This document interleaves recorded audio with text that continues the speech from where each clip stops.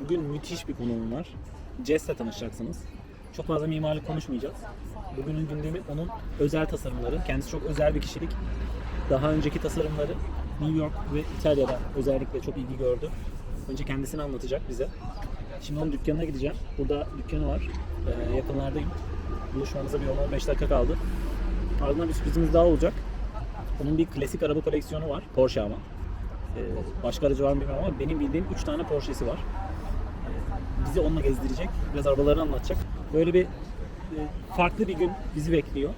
Bol tasarım konuşacağımız, bol vintage işler konuşacağımız ve klasik araba meraklılarına özellikle çok ilgisini çekecek.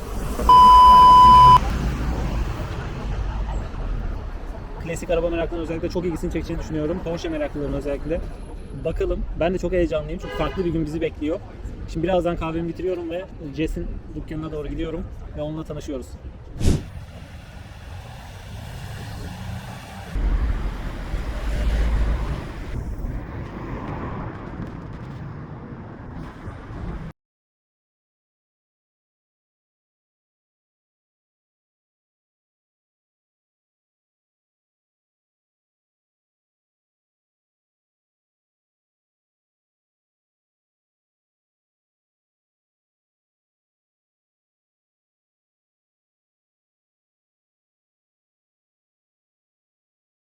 Hi everyone, I'm in London today also, and I met with Jas. He's a really good designer and he loves retro and vintage design. He also has special cars. We will talk about that later, but first I would like to meet you with Jas and his designs. We are at his store now in London and we will also have walk around with the store and he will explain his designs. First, let's meet with Jas. How are you, Jas? Fine, thank you. How are you? Fine also. I'm very appreciate to your invite and accept me to come here. Me and my friends are really curious about you. Mm-hmm. Let's explain your life. First, you're born. Mm-hmm. When did you born? What did you do? And your also education. Let's start. My name is Jas Sehmbi. I was born in Africa, in Kenya. When I was 4, my father sent us to India, where I stayed for about 7 years. And in India, where I lived in a tiny little village, there was no appreciation of art or any teaching of art. Art was something that I really loved. When I arrived in London at the age of 11, for me everything was in artistic form. Everything was interesting. I just couldn't get away from any building. Everything was in artistic form. So I started learning art at school in Stratford. You were at 20 years. No, I was 11 or 12 years old. Oh. I was very young, but I loved art. And my art teachers were not brilliant. So my idea was to actually show them what I could do. So I remember at the age of 13, I bought a Superman comic, I bought a Batman comic, and I started copying them. Yes. By the time, just 6 months later, I could draw just as good as them. Then I started painting. And I painted oil paintings, portraits. By the time I was 15 years old, I painted 8 or 10 portraits. Paul Newman, I did the Queen's portrait, I did so many portraits. And my art teacher didn't believe that I painted them. So my head lecturer gave me my own art studio at my own school. So I was 15 years old with my own art studio. And by the time I was 19 or 20 years old, within my culture, there was no respect for art. I was painting a lot of paintings, but I was not being paid. So I decided to shift to designing, and I started designing furniture, which I always loved. I'm the 9th generation of furniture designers. And I started designing furniture at the same time to make some quick money. I started designing bags and accessories. What was your age at that By time? that time I was 19 years old. 19. That's very early. Yes, very early. And I started designing bags and accessories. And you are in London at that age? I'm in London. Yes. I loved London, and I couldn't move anywhere else because London is such a creative hub. It's incredible. It has a soul. It has soul. It has history. It has so much depth of design, Yes. and you cannot get away from London. If you love art, fashion, creativity, history, and historic pieces, vintage collections, London has it all. So I became a bag designer. I designed bags for many, many years, and in 2000 I did a collection made from vintage leather jackets. So I used to cut up the vintage leather jackets, make them into bags, and sell them. My first collection, Selfridges bought them, Barney's New York bought them, Liberty's London bought them. And I couldn't make enough. I couldn't find enough leather jackets. So I developed very interesting leather, vintage looking leather. And I made the collection, sold out of Paris, and my brand went vertical. We started selling to 500 stores around the world. And Japan being my main area, so many Japanese stores bought my product, and the customers became stronger and stronger in Japan. And I started going to Japan on a regular basis, and then eventually started teaching out there. It was incredible. I made the biggest bag in the world, which was in Sachi Gallery. I developed very interesting leather in Japan, created interesting leather in Japan and Italy. And in 2010, I developed my own store in Tokyo, which had a very elaborate lighting system that I designed. Our store, when it opened, was the best newcomer in Tokyo. Wow. It was in all the top fashion magazines, interior magazines. In fact, I couldn't move anywhere. Anywhere I went, people wanted to autograph and photograph. It was that crazy. So, well, also in 2010, towards 11, there was also a tsunami in Japan, and that changed a lot of things in Tokyo. A lot of people started moving south, and businesses started slowing down. But it wasn't until the pandemic set in that in 2020, that when my investors in Japan went down. So I wasn't really doing anything, but still developing interesting furniture. And about 6 months ago, I was invited to this store to do a pop-up store. I did the pop-up, and it went so well that in March I decided to take this store permanently. So now we are in Crouch End, a beautiful part of London, and we still design and make clothing and bags, but we also do a lot of furniture. And my idea is to actually take throwaway pieces, put them together to create something innovative. In fact, the very table that we're sitting next to here, the top is 200 years old roller shutter, and the base is made from throwaway BMW exhaust pipes. Wow. So we take something that's not used, put it together to give it another life, second life. Yes. And because that's how I feel at the moment. This store has given me second life. You gave that piece to a soul. Yes, we've put soul in that piece. Yes. And any old wood or any old timber I find, I take it and I make it as a unique piece of furniture. That gives that piece of timber new soul, gives it soul and new life. And that's what it's about. It's not what you can get, it's what you can give. That giving could be just from a piece of soul. That gift could be just a piece of mind. That gift could be just a piece of inspiration. And it's what you can give that matters, not what you get. Wonderful. Let's have a walk around at your store, and I would like to listen from you some this design, and I'm very curious about it. Let's have a walk around. Okay. So this is another one of my pieces of furniture. These shelves, they fold flat within 2 seconds. There's no nails, no screws. no hinges. It's just a simple formation of fold-away shelving system that I designed. I did this 10 years ago. This is linen-covered wood, and it fold away very, very quickly. Then we come to this piece here. This is the top. The top section is 200 years old roller shutter, and the base are old BMW exhaust pipes. So we take the old exhaust pipes, create the structure, then we put the roller shutter on top.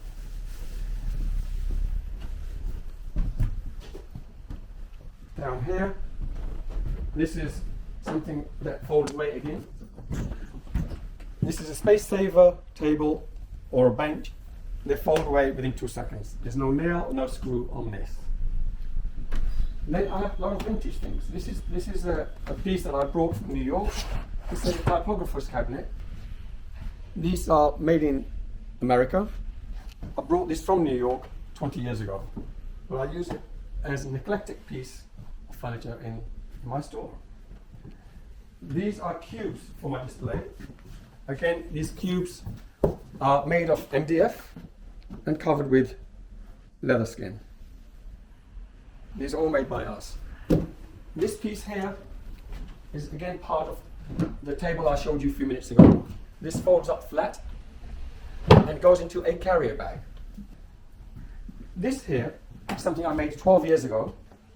This is an old Porsche 928 door. And I bent the window frame, created the back, and this is a lovely sofa. That we made 12 years ago. You made it in London. Made it in London. Everything's made in London. Now it's getting a bit old, of course, but we've been using this for 12 years. Yes, wonderful. And this here is a piece of sculpture of mine. This is about how we kick the ball, how we play with the ball, how we create a banana shot. And this is about creating the banana shot. And this is my store. Even the letters on the top, they were found letters, and I created the name from the letters that were being thrown away, old circus letters. And I created a name for the store, Awaken the Crouch End Tiger. What about the textiles? The textiles, if you'd like to come through here, this is our logo of the store. This is the sort of artwork that I do, and that's the name of the store. Some of these items are about 18 or 20 years old. They were collaborations with artists from Royal College of Art and Central St. Martin's. These are collaborations with my brand. Is that your designs? So these are my designs here. There's a brand from Italy called Bastille. These are their t-shirts. They do very, very interesting t-shirts. The same guys who did the Off-White, they make all of these. And my own stuff, my own designs are here at the back. Some of these are from 10 years, 12 years, and some are quite new. These are the new collection. These are reversible baseball jackets. Very colorful, and at the same time, very unique twist on a baseball jacket. These leather jackets, this was all made last few weeks. All of these are ours. Something like this has a beautiful cuts at the front as well as at the back. Yes. As well as at the back. So these are all, this is something I call my kimak, which is a cross between a kimono and a mak.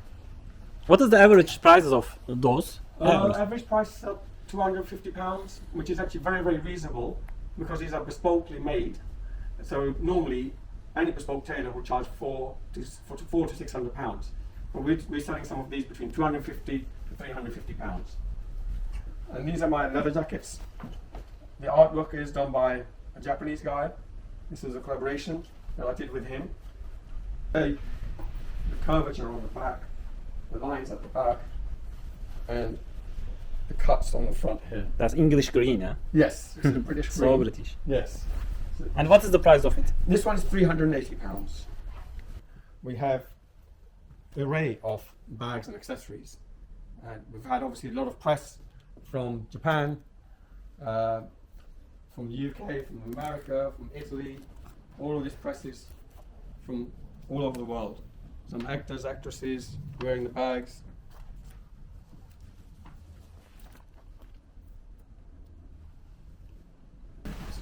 And this is our little retreat, our little garden at the back of the store. It was just derelict space, but we've created it as an interesting area. This is my jasmine wall, which I designed and made up.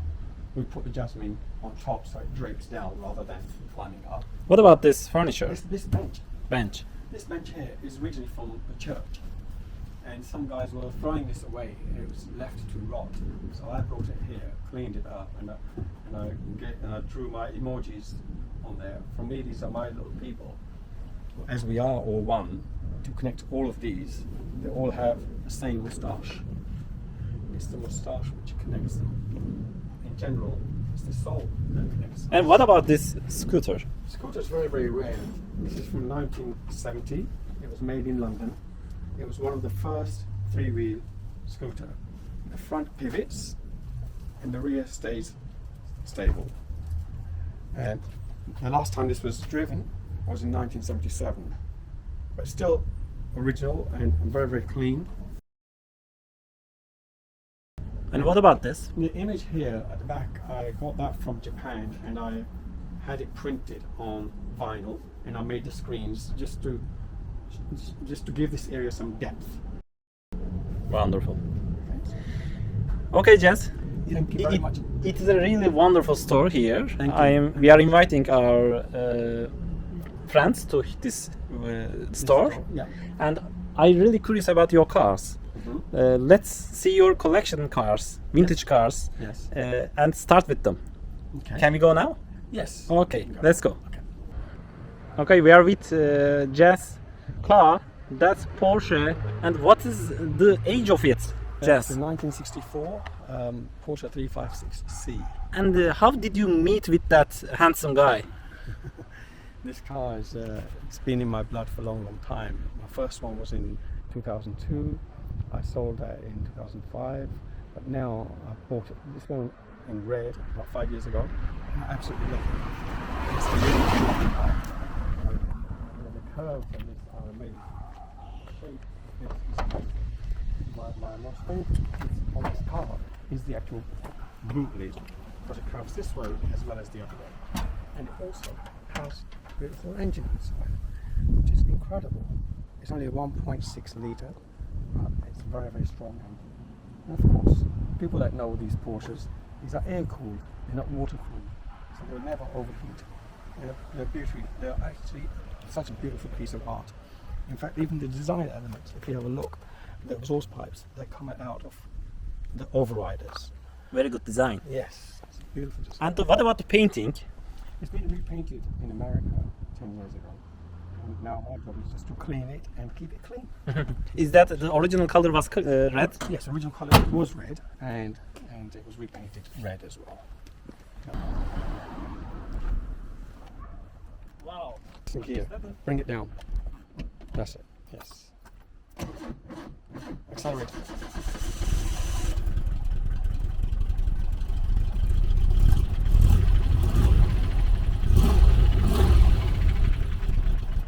Wonderful voice. Yes, the sound is amazing. The sound is amazing on it.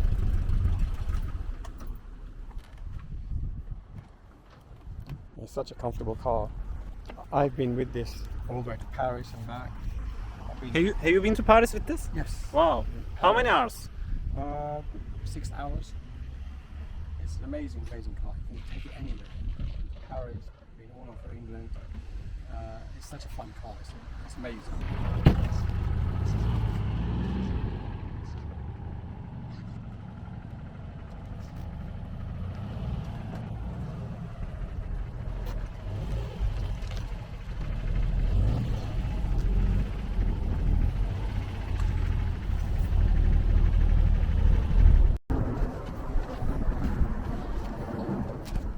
This is our little Porsche 356.